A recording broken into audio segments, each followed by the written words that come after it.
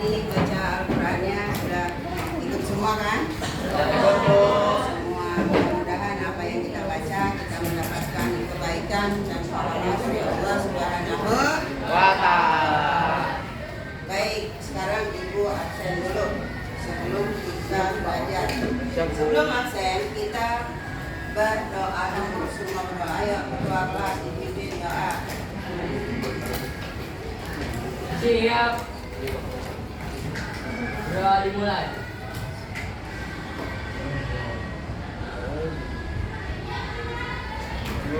Doa selesai. Beri salam. Assalamualaikum warahmatullahi wabarakatuh. Ibu absen ya. Ahmad Nur Aizin, Amalia, Anggara Hisham, Arabella sakit. Oke, Arabella sakit. Asmariani sakit juga. Aurada Jin Azam Desmia El Nafas Farid Al-Rasid Waza Edi Ilang Ibnu Intan Jessica Kaila Kaisa Kairunisa Las Muhammad Fadil Muhammad Dafa Muhammad Fahim Muhammad Meitano Muhammad Haikal Najwa Indonesia Novia Nursafa Kirana Lapaya Lapa Randi bagaimana Randi Raisa Safa Raisa Ridho Yanti. Baik, beberapa minggu yang lalu kita memasuki atau mempelajari tentang proses proklamasi kemerdekaan Indonesia, ya kan?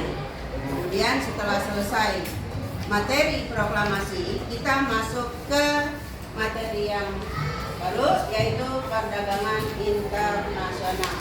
Jelas? Hah? Kurang jelas? Oke, kita masuk ke dunia perdagangan internasional atau materi perdagangan internasional. Kita cari yang penting misalnya. Oke, kita masuk ke sini, yaitu kompetensi dasarnya. Kamu lihat di situ kemampuan memahami perdagangan internasional dan dampaknya terhadap perekonomian Indonesia. Tujuan pembelajarannya kita ambil di situ ya, penggunaan devisa, kemudian dampak perdagangan internasional, dan di situ yang akan kita ambil materinya adalah tentang penawaran dan permintaan barang di dalam perdagangan internasional. Ya. Sebelum kita melanjutkan ke materi yang lain, sekarang kita lihat apa sih perdagangan internasional itu, ya. Bisa Ibu minta salah satu di antaranya yang mengoperasikan laptop? Intan bisa? Jadi Ibu bisa menjelaskan mengoperasikan laptop.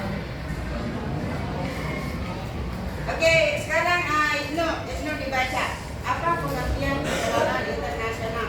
Pengertian perdagangan internasional merupakan kegiatan jual beli atau tukar menukar barang dan jasa antara negara satu dan negara lain dengan tujuan untuk mendapatkan keuntungan. Iya, bagus sekali.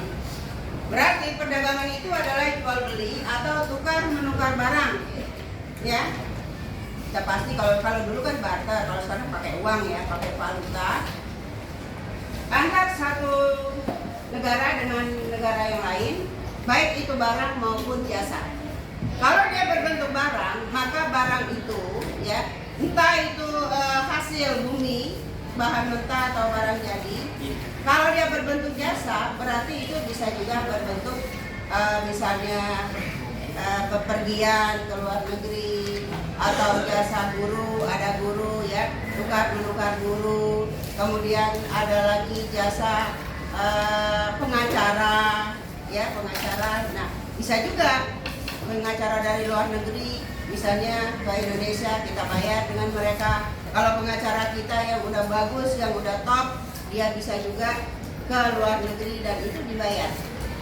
Ya, lanjut ya, kita lanjutkan ke selanjutnya.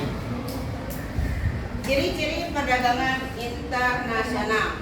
Kami lihat satu, membutuhkan valuta asing.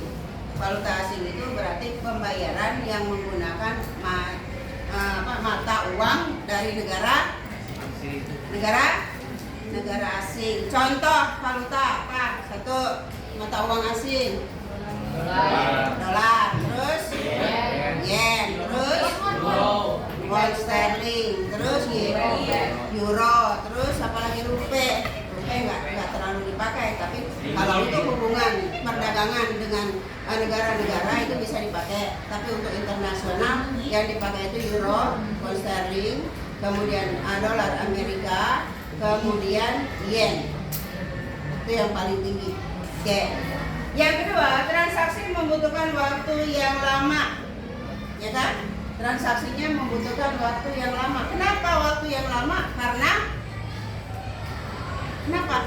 Kalau transaksi saya, kamu pengusaha Indonesia, kamu menjual hasil bumi Indonesia, misalnya timah dari Bangka Belitung, kamu jual ke Amerika. Kenapa lama? Karena waktu yang ditempuh lama atau perjalanannya lama. Kenapa lagi lama? Karena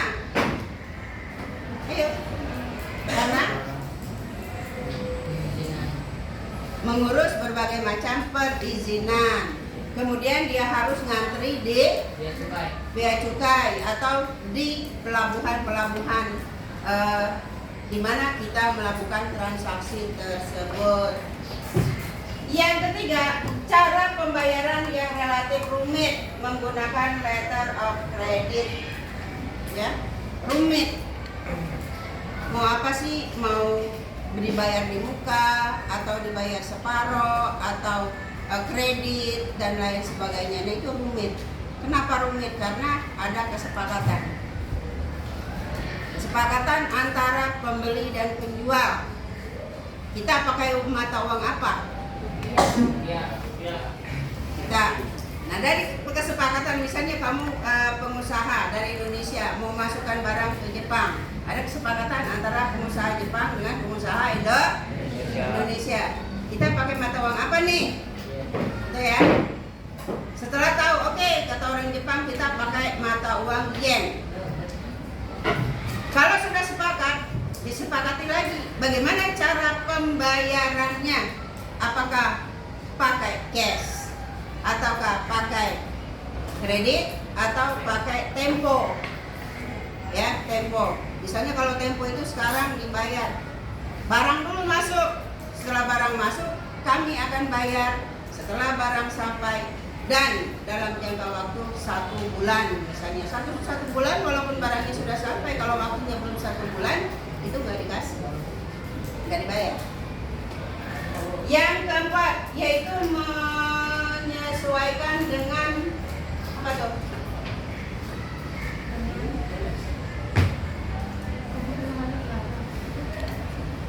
Menyesuaikan dengan kebijakan suatu negara. Jadi disesuaikan dengan kebijakan suatu negara. Jadi kebijakan negara itu kan beda-beda ya.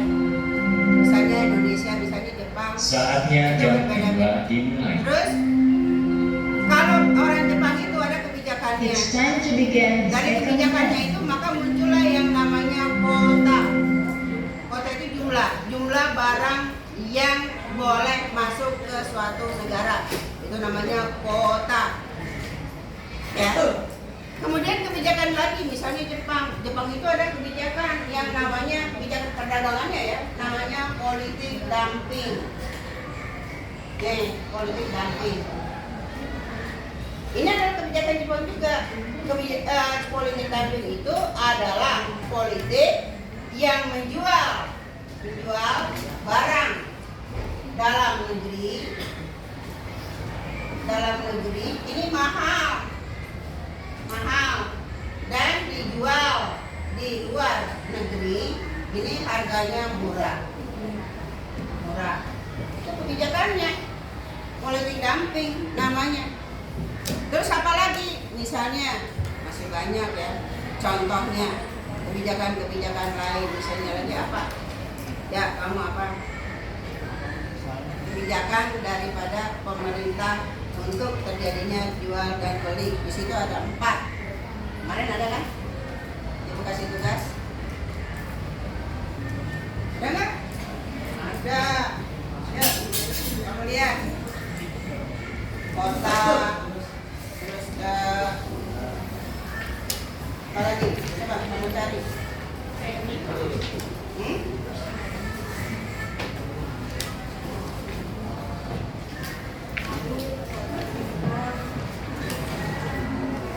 Yuk, coba dilihat. Selain itu,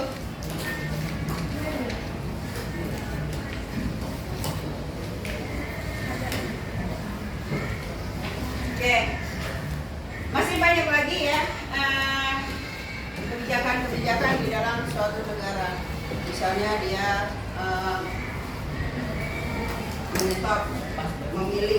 memilah dari barang yang boleh masuk ke negaranya. Lanjut. Faktor yang mendorong timbulnya perdagangan internasional. Kalian lihat di situ, 1, keadaan alam. Jadi faktor yang mendorong adanya perdagangan internasional yaitu faktor alam. Misalnya Indonesia iklimnya apa? Tropis.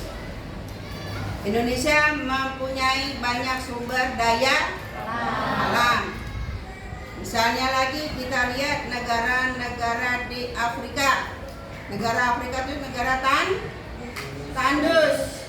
Tandus kan? Misalnya lagi di Arab Saudi, negaranya tandus. Sehingga mereka membutuhkan berbagai macam hasil dari pertanian dan hutan dari Indonesia. Ya kan? Terus kita juga membutuhkan hasil daripada Arab Saudi, misalnya apa? Yaitu kurma. Ya kan? Terjadilah di situ jual beli, kita jual berbagai macam. Kalau di Arab Saudi itu mereka kekurangan yang namanya kain kafan. Indonesia mengekspor kain putih ke Arab Saudi. Pertama untuk kain kafan, kedua untuk pakaian, karena mereka di situ pakaiannya putih dan hitam. Sedangkan orang Indonesia membutuhkan kurma, itu salah satu ya. Masih banyak ya contohnya. Bukan kurma, di Indonesia tidak tumbuh kurma. Kalaupun tumbuh, dia tidak berbuah. Kalaupun ada yang berbuah, hanya 1-2 batang saja. Dan hanya tumbuh di suatu daerah tertentu. Oke. Yang kedua yaitu penguasaan ilmu pengetahuan dan teknologi.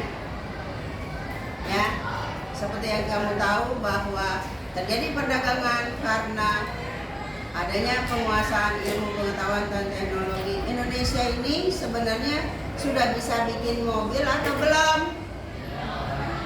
Sudah bisa apa belum? Belum. Makanya orang-orang Eropa, orang Jepang ngirim motor dijual ke Indonesia. Terus kita yang beli kan. Terjadilah itu perdagangan internasionalnya. Kita beli ya. Terus kita jual bahan bakunya. Kita jual biji besinya, kita jual berbagai macam kebutuhan untuk membuat mesin, ya kan? Karena teknologi orang Eropa, orang Jepang, orang Korea sudah lebih maju dari kita, maka kita yang menyerap hasil daripada ilmu pengetahuannya, lalu kita yang membeli. Nah sekarang orang Indonesia kan sudah banyak yang pintar ilmu pengetahuan dan teknologinya kan, sehingga orang Indonesia sudah bisa merakit minimal, ya, merakit mobil, motor. Sudah ada juga yang bisa membuat motor, walaupun belum ada lisensinya. Kemudian kebudayaan dan gaya hidup. Apa sih kamu lihat yang mendorong, faktor pendorongnya? Gaya hidup, perhatikan. Ya, terjadinya perdagangan internasional karena adanya budaya dan gaya hidup. Kamu lihat misalnya orang-orang Eropa, ya kan? Orang Eropa itu kalau pakaiannya tebal apa tipis? Tebal. Kenapa tebal? Karena panas. Kalau pakaian tebal karena panas. Kenapa? Nah, kalau panas berarti tipis, ya kan? Kalau tebal berarti dingin. Maka terjadilah di situ budaya orang India mengimpor barang-barang pakaian ya yang lebar-lebar. Kenapa dia pakai lebar? Karena dia dililit-lilit ke bagian tubuhnya, kemudian diselempangkan di sini besar, ya kan? Kasih di sini yang namanya bros-bros dan lain-lain, ya. Sehingga banyaklah ekspor ke India bahan-bahan sari. Bagaimana dengan Indonesia? Indonesia ya seperti Indonesia. Apa yang dipakai oleh orang Indonesia budayanya? Orang Indonesia pakai sarung. Kita pakai sarung. Pasar pakai sarung juga, ya kan? Nah, pakai sarung. Sekarang sarung itu dikembangkan. Kembangkan kan? Ada anak muda Indonesia ke Arab Saudi, ke Dubai. Sampai di situ mereka mengenakan yang namanya kain sarung. Jadi pemuda-pemuda sana, ya, dia pakai peci, kemudian dia belajar pakai sarung. Begini caranya, terus digulung. Di Korea juga demikian, ya kan? Iya, anak-anak muda sekarang seperti kamu lihat ya, yang namanya Ustadz muda sekarang ya. Ustadz muda itu semuanya mengenalkan, oh begini, misalnya Habib ya, mengenalkan budaya Indonesia ke luar negeri. Dikenalkan ini loh kain sarung namanya, dipakai oleh orang Indonesia. Yuk pakai kain sarung. Kalau orang-orang di luar sana sudah terbiasa dengan budaya Indonesia pakai sarung, maka akan terjadi perdagangan. Apa yang diperdagangkan? Kain sarung. Coba kalau kain sarung kita mendunia, berapa besar hasil daripada pengusaha kita yang membuat sarung kan? Dipakai oleh orang Arab, dipakai orang Dubai, Irak, Iran, dipakai oleh orang Korea, orang Jepang. Kalau perlu orang Amerika suruh pakai sarung. Ya? Ya, ini kan gaya hidup. Kalau gaya hidup mah di Indonesia mah nggak usah diikut-ikut orang luar ya. Karena orang luar itu pakaian itu banyak yang kekurangan bahan. Ya, dia kekurangan bahan. Jadi kita nggak usah ikut budaya mereka. Dimana di atasnya ngablak, kurang bahan, cuma sampai segini doang. Di sininya terbuka, di sini ketutup, di sini kebuka. Jadi kurang bahannya banyak. Ya. Ini kurang bahan sehingga ngablak, di bawah kurang bahan ngablak. Beda dengan orang Indonesia kan? Orang Indonesia membanyakan tutupnya karena kita kaya banyak bahan, jadinya semua dibuat. Ya.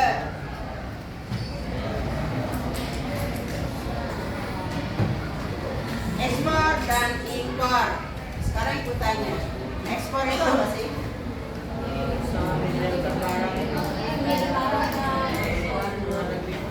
Usaha mengirimkan barang ke luar mengirim atau menjual barang ke luar negeri. Terus kalau orangnya, kegiatan yang menjual barang ke luar negeri namanya ekspor. Kalau orangnya, orang yang melakukan kegiatan menjual barang ke luar negeri namanya eksportir. Satu lagi, kalau pengusaha yang membeli barang dari luar negeri namanya impor. Kalau tadi pengusaha itu berarti orang ya. Kalau itu berarti importir. Kalau masuknya barang dagangan ke dalam negeri dari luar namanya impor. Kalau orangnya namanya importir. Oke, kita lanjutkan kembali. Kamu lihat di sini faktor yang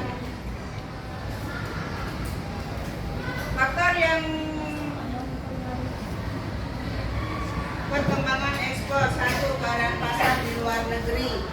Semua ya, kalau datang itu kita melihat keadaan pasar, entah itu di luar negeri dan di dalam negeri. Kalau kamu dagang, kamu lihat keadaan pada saat itu. Misalnya sekarang kita kan puasa nih. Pada saat puasa yang kamu dagangkan apa? Takjil, ya kan? Takjil, gorengan, terus apa lagi? Kolak, es buah. Nah, itu pada saat ini, ya kan? Jadi itu yang harus Oke. Yang menjadi bahan atau barang eksportir dalam merebut pasar dunia, ya, itu dilihat keadaannya. Sekarang kita masuk ke perang. Ada perang Rusia dengan Ukraina. Apa yang diperdagangkan di sana? Apa yang diperdagangkan? Senjata. Jadi orang-orang di luar negeri itu memberikan pasokan ke Ukraina, menjual senjata ke Ukraina untuk melawan Rusia. Jadi sesuai dengan keadaan sekarang. Sebentar lagi kita Lebaran. Apa sih yang harus didagangkan pada saat menjelang Ramadan? Menjelang Lebaran. Baju, terus apa lagi? Daging. Yang paling banyak adalah kue kering. Jangan kue. Iya, marjan. Nah, kalau kita ngomong marjan berarti kita masuk ke itu ya. Itulah yang diperjualbelikan pada saat situasi keadaan yang terjadi pada saat itu. Sekarang kalau kita lihat di Palestina ya, di sana tidak ada yang bisa diperdagangkan kecuali Israel. Kalau Israel membeli, dia beli terus senjatanya untuk membutuhkan Palestina misalnya. Itu masih perdagangan, tapi perdagangannya hanya sebelah, ya. Oke, lanjut.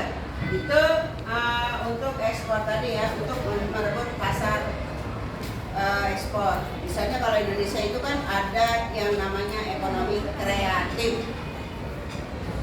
Ekonomi kreatif itu adalah ekonomi yang dibuat oleh masyarakat Indonesia yang tidak dalam bentuk hasil tambang, tapi hasil kreativitas buatan daripada masyarakat Indonesia. Misalnya apa? Satu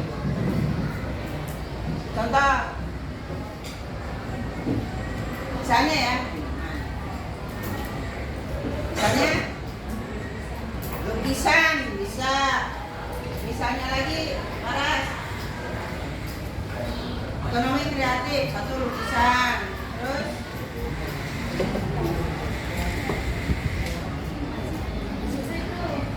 misalnya anyaman, Ya, anyaman itu kan bisa dari bambu, bisa dari rotan, ya kan?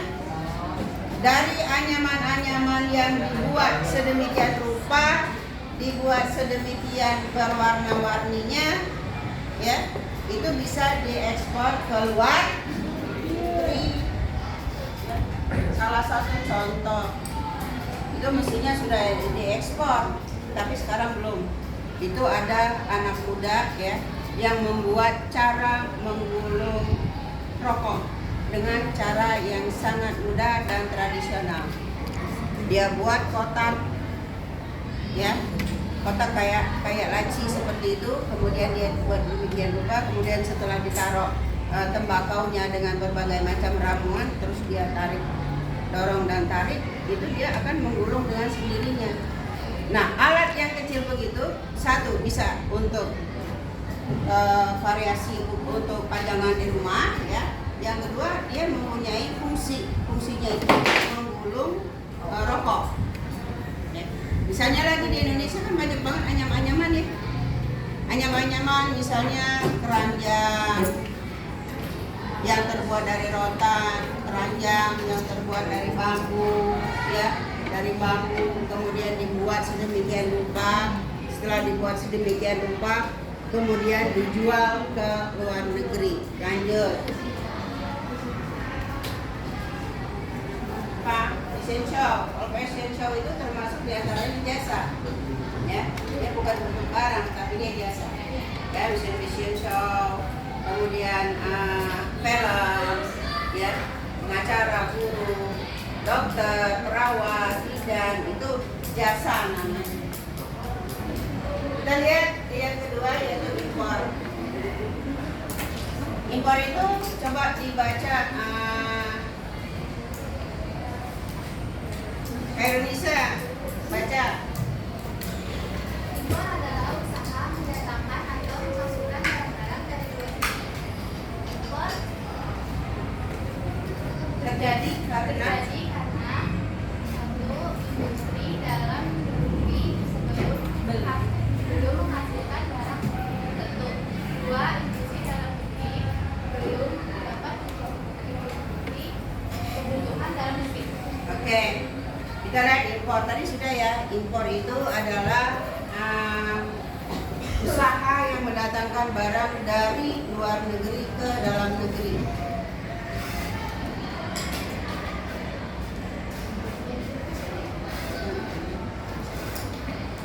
Saat materinya kan penawaran dan permintaan.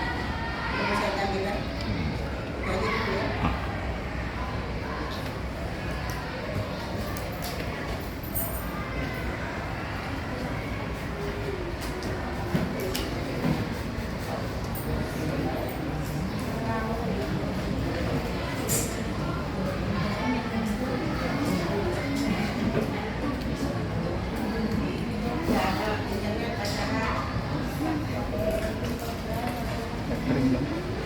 Tethering ke buyur.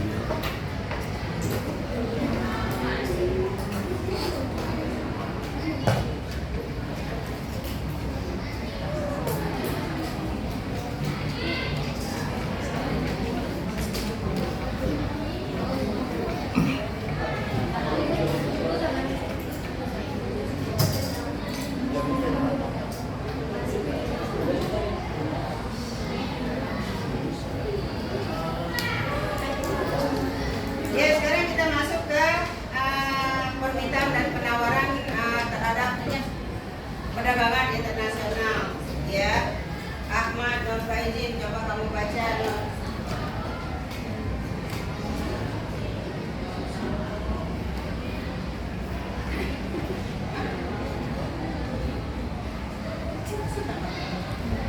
Muncul kan?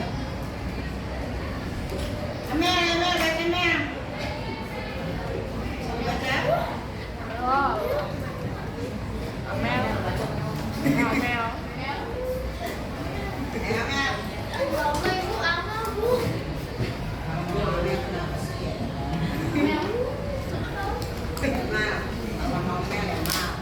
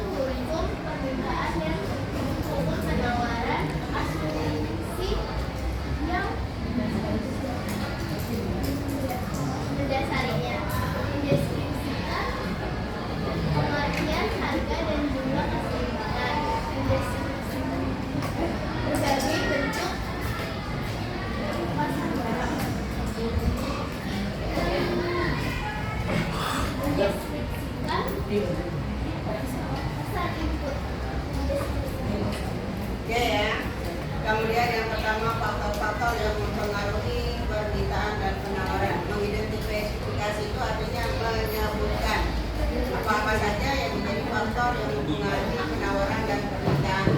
1. Yaitu jumlah barang. 2. Harga barang. 3. Tersedianya barang, jumlah barang. Dan selanjutnya kita lanjutkan lagi ya. Jumlah barang atau jasa yang diminta akan bertambah jika harga turun akan berkurang. Jika harga naik periode tertentu ceteris paribus ya. Misalnya jumlah barang atau jasa diminta akan bertambah. Apabila ya barang dan jasa itu pada saat tertentu ya, maka jumlah barang atau jasa yang diminta akan bertambah. Misalnya pakaian pada saat puasa sekarang ya, jumlah permintaan banyak apa enggak? Banyak.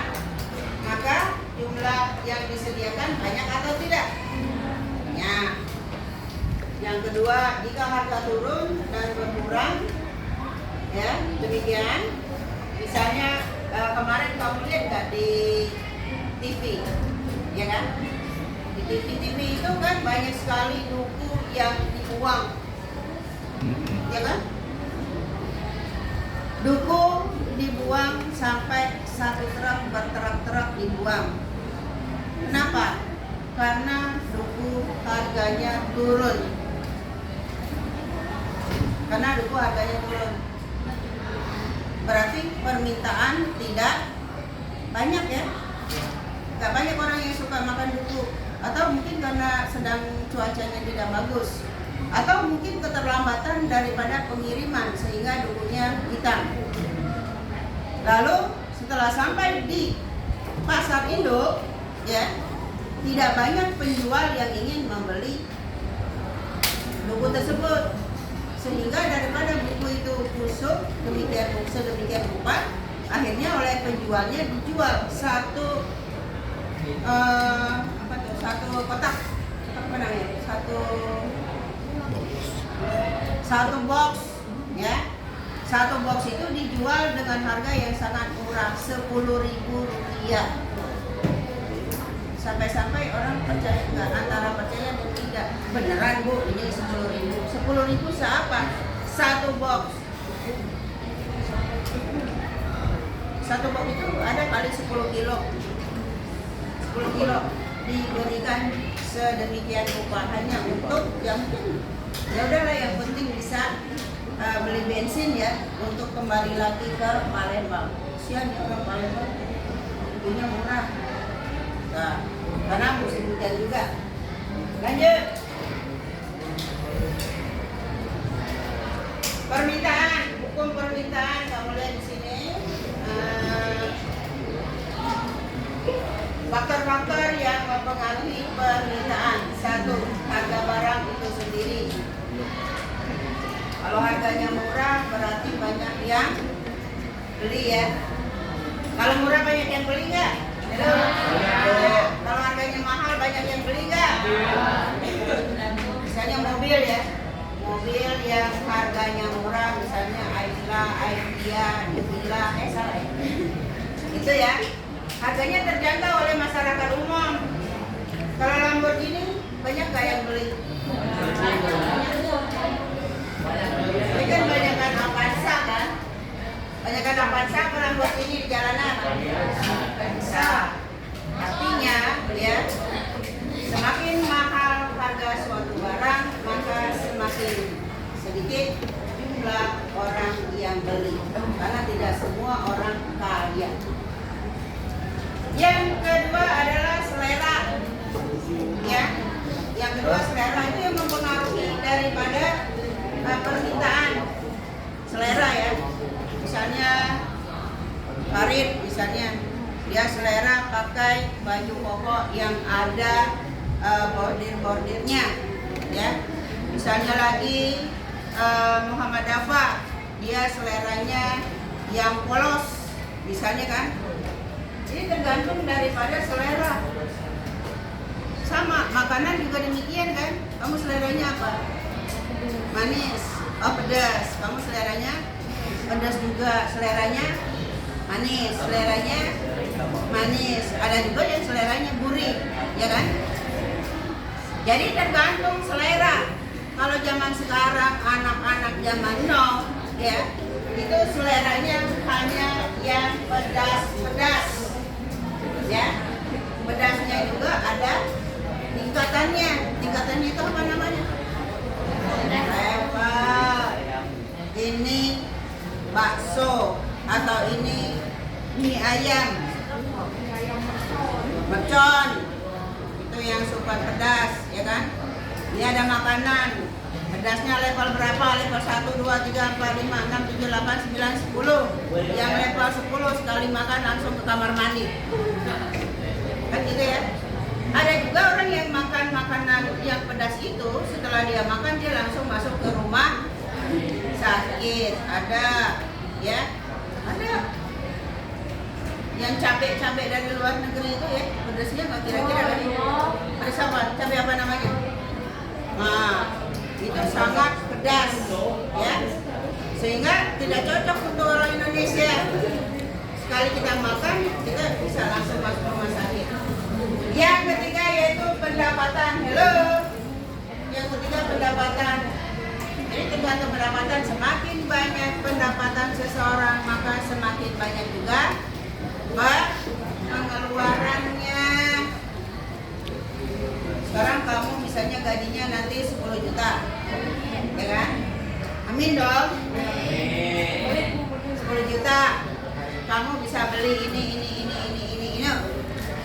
Kemudian tahun depan gajimu naik jadi 25 juta. Wow, ya kan?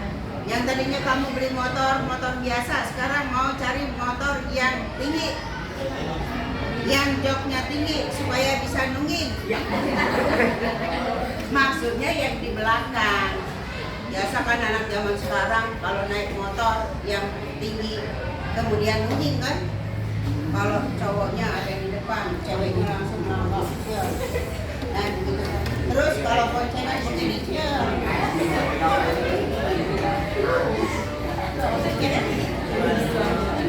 langsung begitu, langsung lihat tangannya itu langsung ke sini juga.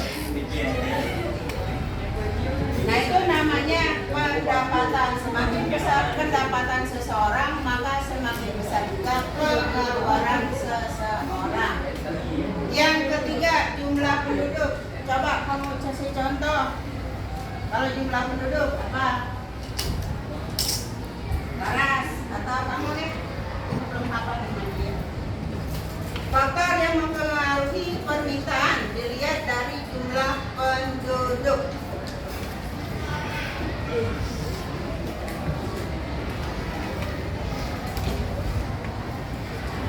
Iya, semakin banyak penduduk maka semakin banyak jenis barang yang diminta.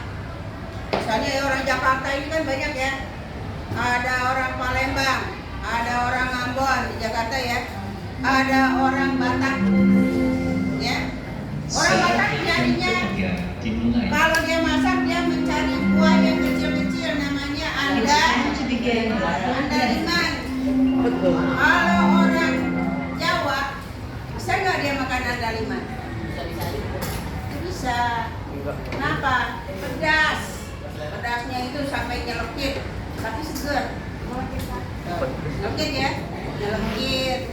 Nah itu jumlah penduduk. Semakin banyak jumlah penduduk, maka semakin banyak barang yang dibutuhkan. Yang selanjutnya yaitu harapan dan ekspektasi. Yaitu harapan dan ekspektasi, tidak bisa lah harapan itu apa. Harga barang lain yang berhubungan. Halo. Misalnya harga barang lain yang berhubungan. Kita kembali ke mobil ya. Mobil itu ada Avanza, ada Xenia, ya, berhubungan ya. Kalau misalnya kita bisa beli Xenia, berarti bisa beli Avanza. Kalau misalnya beli Avanza, duitnya kurang, berarti nggak bisa beli Xenia. Itu barang yang berhubungan. Mudah-mudahan aja barang yang berhubungan itu tidak merembet ke bahan pokok. kalau misalnya nggak ada beras, kita makan apa yang hubungan? Bisa makan roti, bisa makan sagu, bisa makan apalagi jagung, ya, kentang, singkong, apalagi ubi dan lain sebagainya. Ini barang-barang yang berhubungan. Misalnya kalau kamu beli baju koko, oh ini bahannya linen ya. Ini bahannya misalnya hero, ini bahannya apa. Kamu bandingkan. Oh yang ini saya suka, selera, bahannya tipis, ya, dipakai adem dan tidak mudah lecek. Oh yang ini bahannya tebal, takut kepanasan, kemudian pas dipakai bahannya mudah lecek dan lain sebagainya. Jadi dilihat. Sama dengan kain tadi ya. Kain itu dilihat yang berhubungan. Oh ini kain namanya atlas apa alatas? Alatas. Atlas. Yang ini kain namanya gajah duduk. Atau dibandingkan ini gajah duduk, ini gajah berdiri, gitu kan? Ya kan? Sama-sama gajah kan? Mana yang paling cocok? Yang seimbang harganya, seimbang duitnya, seimbang dengan kantongnya. Ya, nah ini faktor yang mempengaruhi permintaan. Caranya jangan dikit, ya. Kita ambil ininya ya Pak. Ya. Jenis-jenis permintaan, kemudian permintaan efektif, permintaan potensial, terus permintaan absolut, kemudian permintaan individu, permintaan pasar atau kolektif, kemudian kurva permintaan. Lanjut di sini ada kurva, ini contoh kurva permintaan, ya. Dilihat di situ jumlah beras per kilogram, kemudian P itu harganya, harga barang. Kalau misalnya kamu beli 50 kilo barang, itu permintaannya karena di situ 2.700 dan seterusnya. Fungsi permintaan kita lihat ya, kamu baca nanti PPT-nya aku bagi ke kalian ya, untuk dipelajari. Kemudian fungsi permintaan itu rumus dari permintaan dan penawaran. Lanjut ke fungsi permintaan, jadi kurva permintaan. Pergeseran kurva permintaan yaitu digambarkan dengan anggapan ceteris paribus, yaitu masih faktor-faktor yang berubah, kurva yang selalu berubah. Lanjut ke perubahan harga, ya.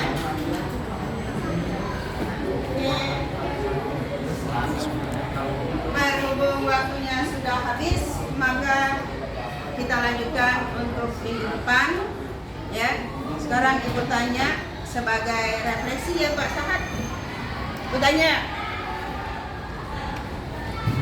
importer itu apa sih?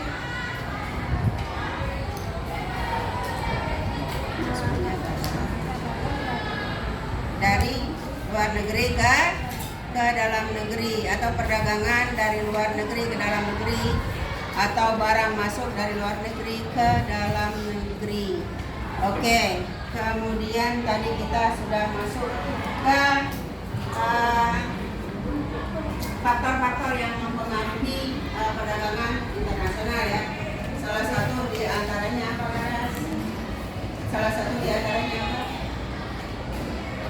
Faktor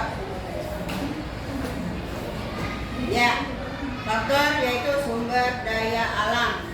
Ya, sumber daya alam yang berbeda antara benua atau antar negara yang berbeda, ada yang tandus, ada yang tidak, ada yang pohon yang hidup di sana, ada yang tidak, dan seterusnya. Baiklah, pertemuan kita Ibu akhiri sampai di sini, nanti kita lanjutkan di hari selanjutnya. Ibu akhiri, wassalamualaikum warahmatullahi wabarakatuh.